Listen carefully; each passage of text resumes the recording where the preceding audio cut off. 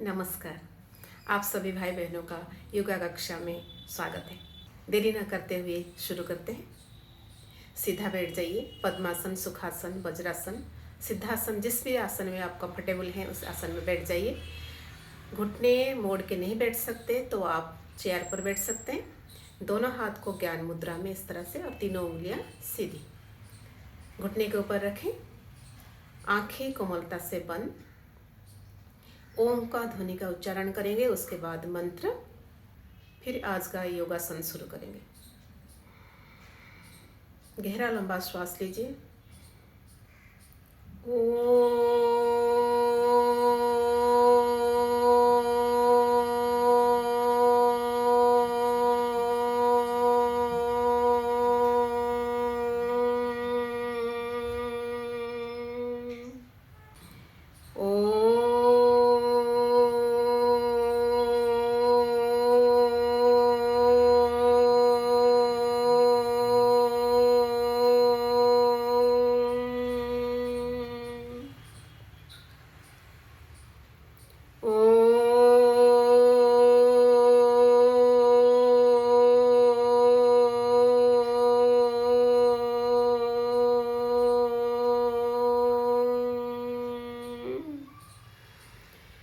ॐ भूर्भुवस्वः तत्सवितुर्वरेण्यं भर्गो देवस्य धीमहि धियो यो नः प्रचोदयात्।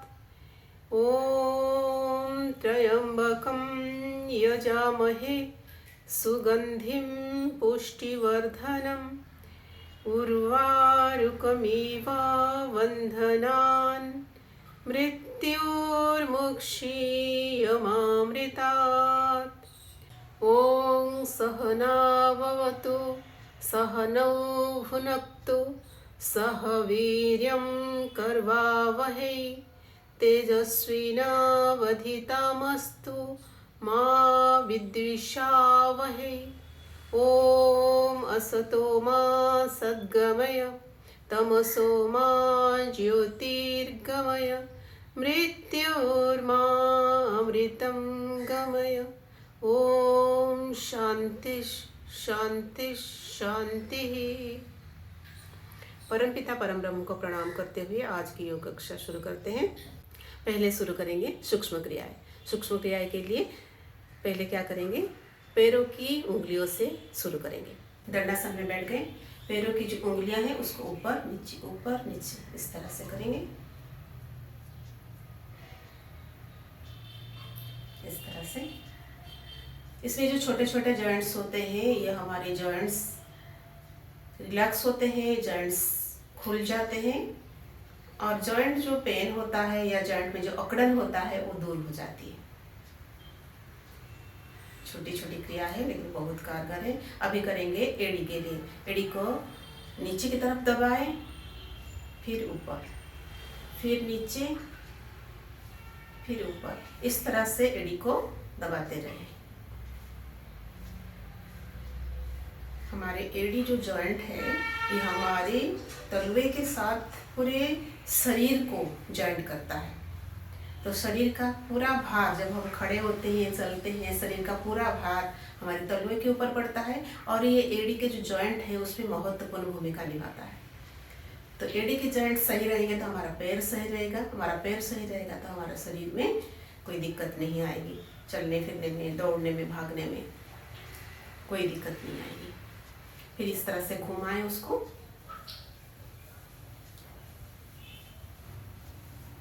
कोई भी कर सकता है। घुटने दर्द में भी बहुत फायदा मिलता है इसका। विपरीत दिशा से इस तरह से अपनी क्षमता के अनुसार करें। तेजी से कर सकते हैं, धीरे धीरे कर सकते हैं, लेकिन जितना ज्यादा करेंगे उतना ज्यादा फायदा होगा। आपकी तलवे में ज़्यादा दर्द होता है, एड़ियों में दर्द रहता है, तो इससे करने से इसका दर्द भी ठीक हो जाता है।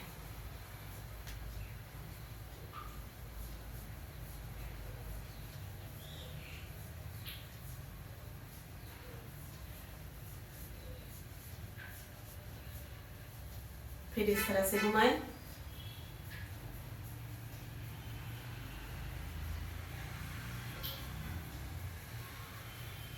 फिर उल्टे दिशा से घुमाएं। कम से कम 5 मिनट तक ऐसे घुमाएंगे ना, तो एड़ी का जो अकड़न है, तलवे में जो दर्द होता है वो कम हो जाएगा, काफ मसल स्ट्रांग होंगे, आपके घुटना के दर्द भी कम हो जाएगा। फिर दोनों पैरों में थोड़ा सा डिस्टेंस, फिर दोनों अंगूठों को आपस में जोड़ेंगे। दोनों हाथ को पीछे ऐसे रख लीजिए, इस तरह से दोनों अंगूठों को आपस में जोड़िए, जितना ज्यादा जमीन को ऐसे टच करते हैं, इस तरह से।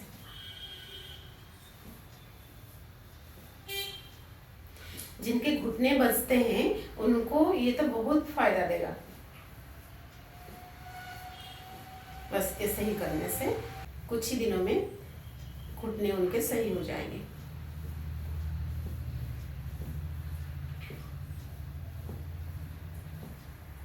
यहीं से रखते हुए पैरों को फिर घुमाएंगे इस तरह से। इसमें जो हमारा एड़ी का जो जॉइंट है उसका मूवमेंट अच्छे से हो जाता है। जॉइंट का मूवमेंट अच्छे से होता है तो हमारा एड़ी में दर्द नहीं रहता, हमारे पैरों में दर्द नहीं रहता, चलने में थकान नहीं होती, क्योंकि उसका मसल्स जो होते हैं वो भी स्ट्रांग बन जाते हैं। फिर इस तरह से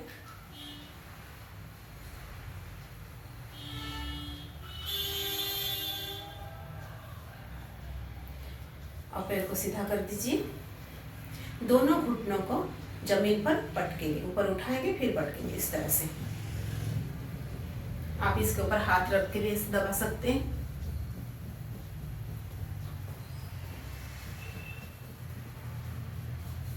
ये घुटने दर्द के लिए बहुत ज्यादा फायदेमंद है।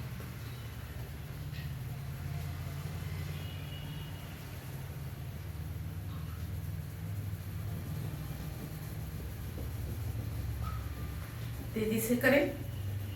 इसमें हमारा थाई मसल स्ट्रांग होते हैं और थाई फैट भी कम हो जाता है। थाई फैट बढ़ने से भी घुटने के दर्द होते हैं।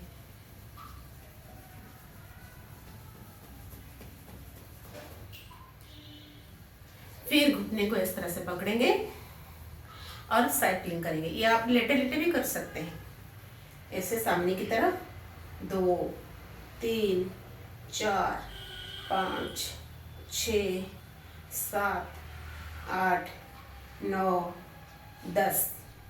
फिर विपरीत दिशा से 1 2 3 4 5 6 7 8 9 10। यहीं पर घुटने को ऐसे पकड़ते हुए घुमाएंगे। 3 4 5 6 7। आप इसको 50 बार तक भी घुमा सकते हैं। जितना बार घुमाएंगे उतना ज़्यादा आपका फ्लेक्सिबिलिटी बढ़ेगी, घुटने के दर्द में राहत मिलेगा। विपरीत दिशा से अपनी क्षमता के अनुसार करें। एक दिन में इतना ज़्यादा मत कर लीजिए कि ताकि आपको दर्द हो जाए। अपनी क्षमता के अनुसार करें। जिनको ऑलरेडी घुटने में दर्द है वो बहुत ज़्यादा कर लेंगे एक दिन में, तो उनको और ज़्यादा दर्द हो जाएगा। तो देख लिए आपकी घुटना कितना सही है, तो उसी हिसाब से अपनी दक्षता के अनुसार, अपनी क्षमता के अनुसार करें। सीधा कर लेंगे पैरों को। दूसरे पैर से करेंगे। पहले साइक्लिंग करेंगे। 2 3 4 5 6 7 8 9 10। आप इसको 20 बार 25 बार जितना आप कर सकते हैं करें। इसको ऐसे घुमाने से हमारे जो घुटने की जो है ना फ्लेक्सिबिलिटी बढ़ती है। जो जॉइंट्स की जो फ्लेक्सिबिलिटी होती है वो बढ़ती है, अकड़न नहीं रहता, और थाई मसल्स भी स्ट्रांग होते हैं, थाई फैट कम होता है।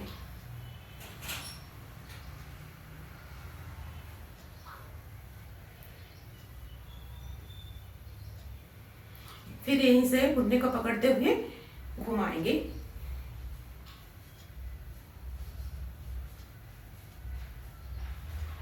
अपनी अपनी क्षमता के अनुसार करें। तेजी से कर सकते हैं, धीरे धीरे कर सकते हैं, मध्यम गति में कर सकते हैं, अपनी क्षमता के अनुसार करें।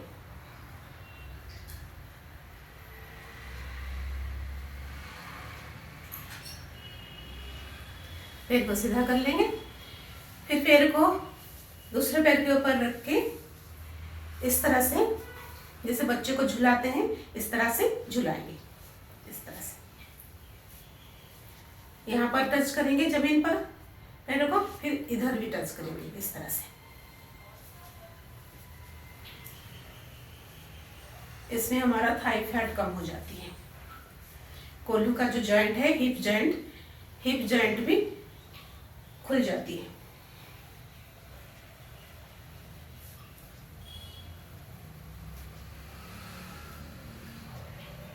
ये दूसरा पैर को पकड़े ऐसे, और दूसरा पैर को पकड़ के इस तरह से झुलाएं। घुटने को इस तरह से पकड़ लिया, इस तरह से ऐसे झुलाएं। इसमें आपका फैट कम हो जाता है, थाई का, बटक का।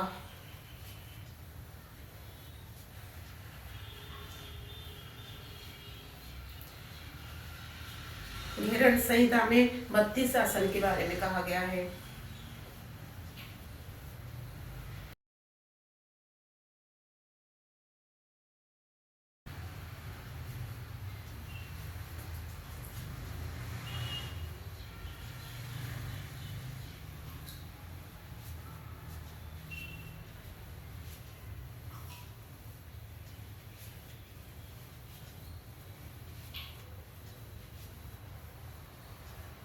अब करेंगे कंधों के लिए। कंधे को इस तरह से घुमाएंगे,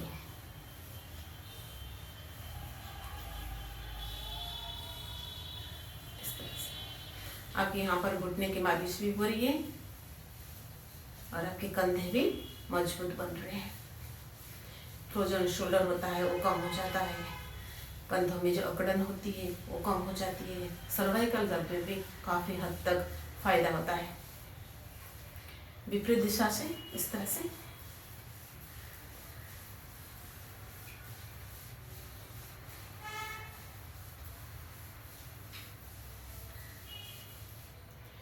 फिर नेक के लिए करेंगे। नेक को इस तरह से नीचे करेंगे, फिर श्वास लेते हुए ऊपर, श्वास छोड़ते हुए नीचे, श्वास लेते हुए ऊपर, श्वास छोड़ते हुए नीचे, श्वास लेते हुए ऊपर, इस तरह से।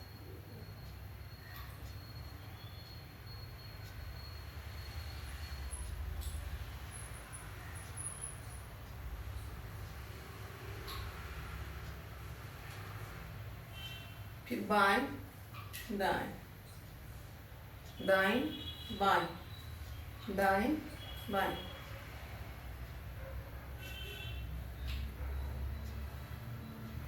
फिर कंधे को कान के साथ जोड़ेंगे, कान को कंधे पे लगाएंगे। कंधा ऊपर नहीं करेंगे, सर को झुका के कान को कंधे पे लगाएंगे। फिर उसके बाद रोटेट करेंगे नेक को 3 बार विपरीत दिशा से।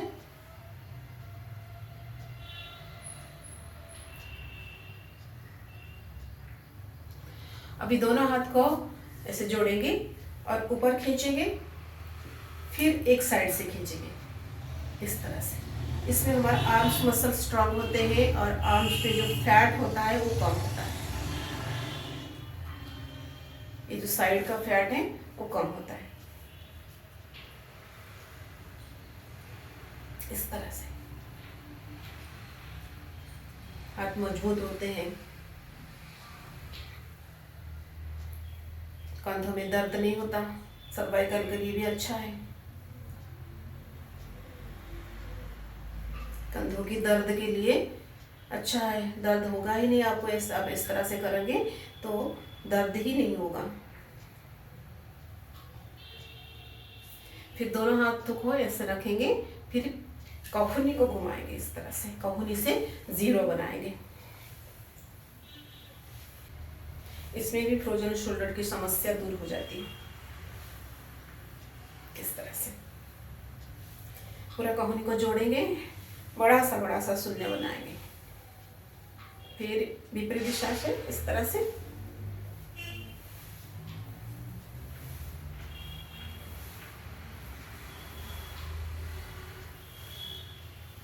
इस तरह से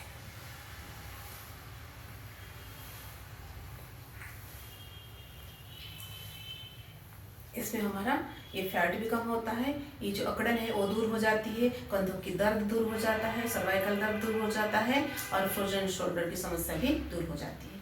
अब करेंगे जानुशिरासन। पैर को इस तरह से खुला करें, एक पैर सीधा रखेंगे, दूसरे पैर को मोड़ के जंघा मूल में लगाएंगे, दूसरे पैर की जो पंजा है वो जमीन की ओर, दोनों हाथ ऊपर उठाएंगे, श्वास लेते हुए, श्वास छोड़ते हुए दोनों हाथों से पंजे को पकड़ेंगे, माथा घुटने पर।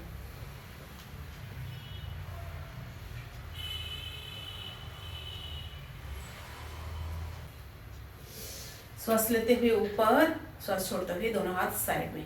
इसमें क्या होता है ना, हमारा थाई मसल स्ट्रांग होते हैं, थाई स्ट्रेच होता है, तो थाई मसल स्ट्रांग होते हैं, थाई का फैट कम हो जाता है, पेट कम होता है। दूसरी तरफ करेंगे, श्वास लेते हुए दोनों हाथ ऊपर, श्वास छोड़ते हुए दोनों हाथों से पंजे को पकड़ेंगे, माथा घुटने पे।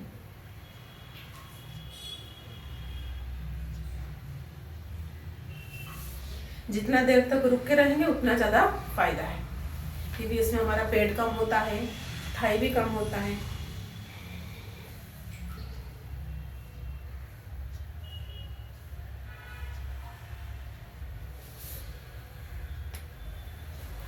ध्यान रखें, जब नीचे झुकेंगे तो श्वास छोड़ते हुए, जब ऊपर आएंगे तो श्वास लेते हुए।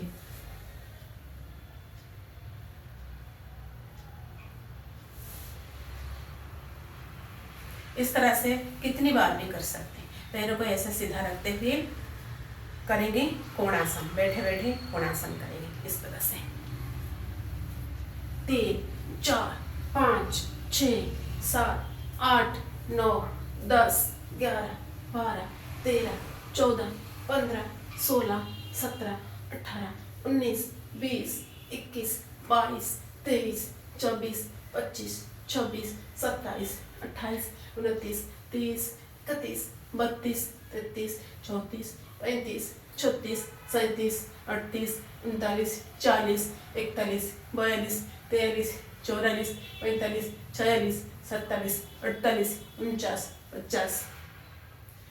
आप ये 100 बार, 150 बार, 200 बार भी कर सकते हैं। जितने ज़्यादा करेंगे ना, हम जैसे ऐसे हाथ उठा के इस तरफ से छूते हैं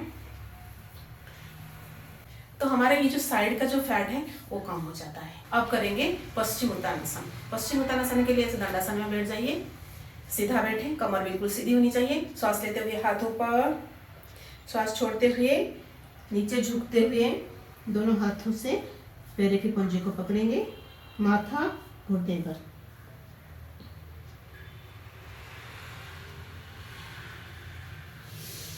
श्वास लेते हुए ऊपर, फिर श्वास छोड़ते हुए दोनों हाथ नीचे।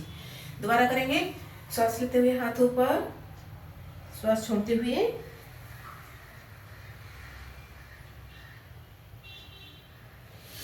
फिर श्वास लेते हुए ऊपर, श्वास छोड़ते हुए हाथ नीचे। इसमें हमारा पेट दबता है, तो पेट दबता है तो हमारा पेट कम होता है, पेट का फैट कम होता है। पेट में जो ऑर्गन्स होते हैं, आपके स्टोमक है, लीवर है, किडनी है, पेनक्रियास है, स्प्लीन है, ये सारे एक्टिवेट होते हैं, उनकी एक्सरसाइज हो जाती है। ये बहुत ही अच्छा आसन है पश्चिम उत्तानासन, पेट कम करने के लिए।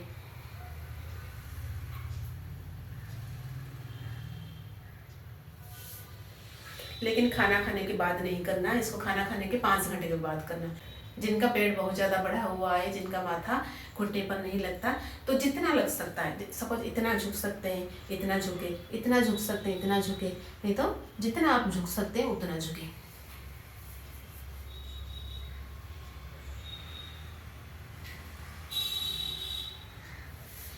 फिर श्वास लेते हुए हाथ ऊपर, दोनों हाथ साइड से।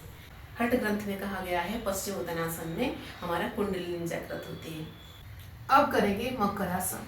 मकरासन में ऐसे पेट के बल पर लेट जाइए, दोनों हाथों से ऐसे चिन को पकड़े और आराम से एक एक पैर नितंब में लगाए। इस तरह से आप जब आसन करके थक जाते हैं या बहुत परिश्रम करने के बाद थक जाते हैं, आप इस तरह से ऐसे सामान्य रूप में ऐसे लेट सकते हैं, आपको रेस्ट मिल जाएगा। इसमें हमारा कमर का दर्द ठीक हो जाता है।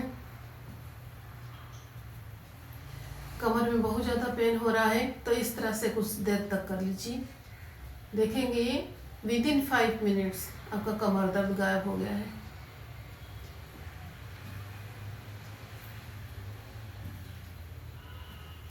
कोई नीचे झुकने वाला आसन करते हैं तो उसके विपरीत ऐसे आसन करना चाहिए जो कि हमारा रीढ़ की हड्डी पीछे की तरफ मुड़े। जैसे अभी हमने पश्चिमोत्तानासन किया, उसके बाद हमको ये आसन करना जरूरी है। अब करेंगे भुजंगासन। भुजंगासन में दोनों हाथ कंधों के साथ में, दोनों पैर जुड़े हुए, श्वास लेते हुए सर को उठाएंगे ऊपर, पीछे से दोनों पैर खुल ना पाए। इसमें हमारा रीढ़ की जो दर्द है, रीढ़ की दर्द में बैक पेन इसमें ठीक हो जाती है। रीढ़ की हड्डी लचीली बनती है। दोबारा करेंगे, श्वास लेते हुए ऊपर, इस तरह से पीछे से दोनों पैर जुड़े हुए, फिर श्वास छोड़ते हुए नीचे। और एक बार करेंगे, श्वास लेते हुए ऊपर,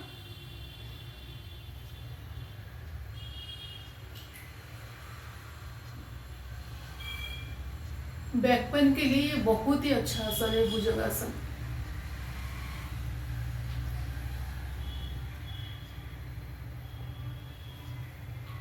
अब करेंगे धनुरासन। धनुरासन में पैर को फोल्ड करें, उसको पकड़े, श्वास लेते हुए सर और पैर दोनों ऊपर उठाए।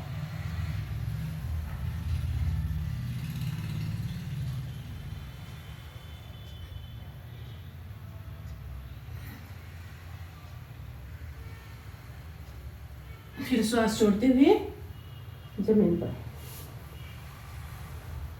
दोबारा करेंगे, पैर को फोल्ड करें, उसको पकड़े, सांस लेते हुए सर और पैर दोनों ऊपर उठाए। कुछ देर रुक के रखें।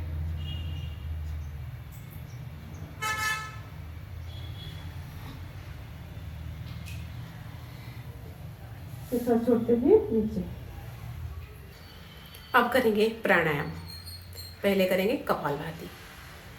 सुखासन में, पद्मासन में बैठ जाइए। दोनों हाथ ज्ञान मुद्रा में इस तरह से घुटने के ऊपर हाथ रखें, आंखें कोमलता से बंद, कमर गर्दन सीधी।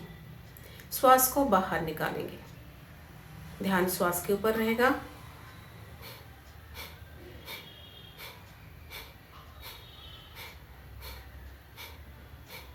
आप आज पहली बार कर रहे हैं तो 2 मिनट करें, अपनी क्षमता के अनुसार करें, नहीं तो आधा घंटा करें।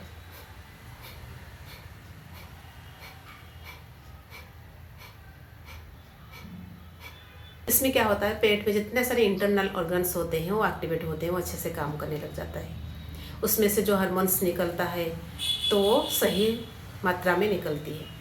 फिर हमारा पेट सही रहता है तो हमारा शरीर भी स्वस्थ रहता है। अब करेंगे अनुलोम विलोम। एक हाथ तो हमारा ज्ञान मुद्रा में और दूसरे हाथ में हम अंगूठे से नॉस्ट्रिल को ऐसे दबाएंगे, राइट साइड नॉस्ट्रिल को दबाएंगे, लेफ्ट से श्वास भरेंगे, फिर लेफ्ट को बंद करेंगे, राइट से श्वास छोड़ेंगे।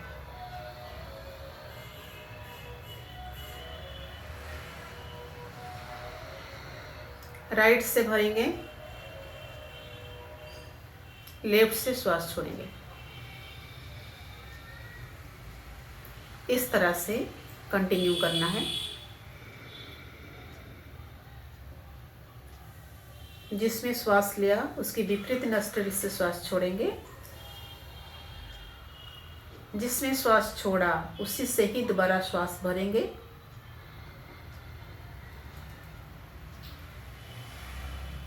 और दूसरे नॉस्ट्रिल से श्वास छोड़ेंगे।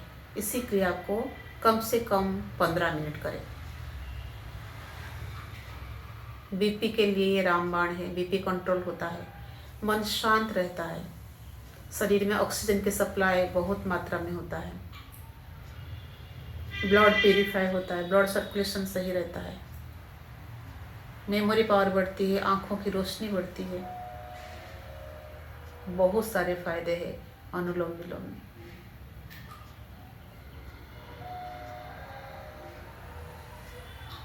ध्यान रहे कमर गर्दन आपकी सीधी हो।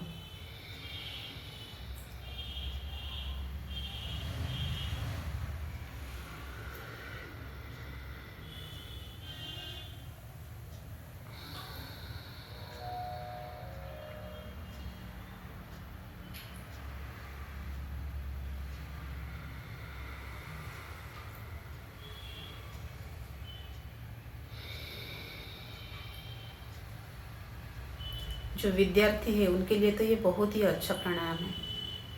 मेमोरी पावर बहुत शार्प हो जाता है, मन शांत रहता है, पढ़ाई में मन लगता है।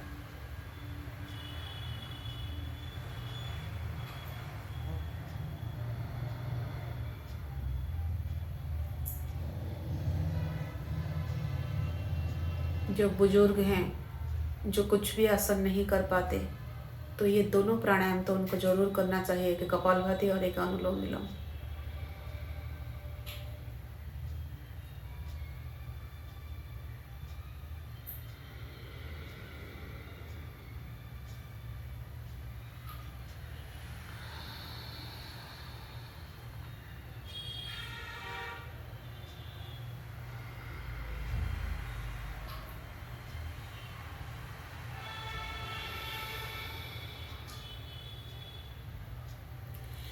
जब हम श्वास भरते हैं तो पहले बाएं से शुरू करते हैं, जब श्वास छोड़ते हैं तभी भी बाएं से छोड़ते हैं।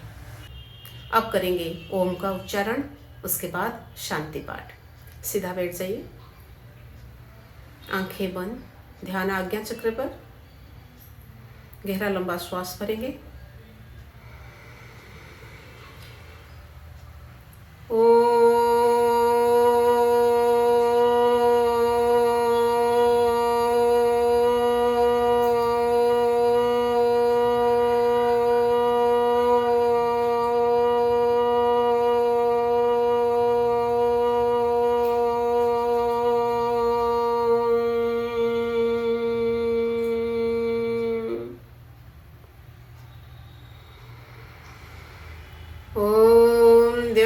शांति अंतरिक्षगम शांति पृथिवी शांतिरापः शांतिरोषधयः शांतिः वनस्पतयः शांतिर्विश्वे देवा शांतिर्ब्रह्म शांतिः सर्वगुं शांतिः शांतिरेव शांतिः सामा शांतिरेधि। ओम शांति शांति शांति।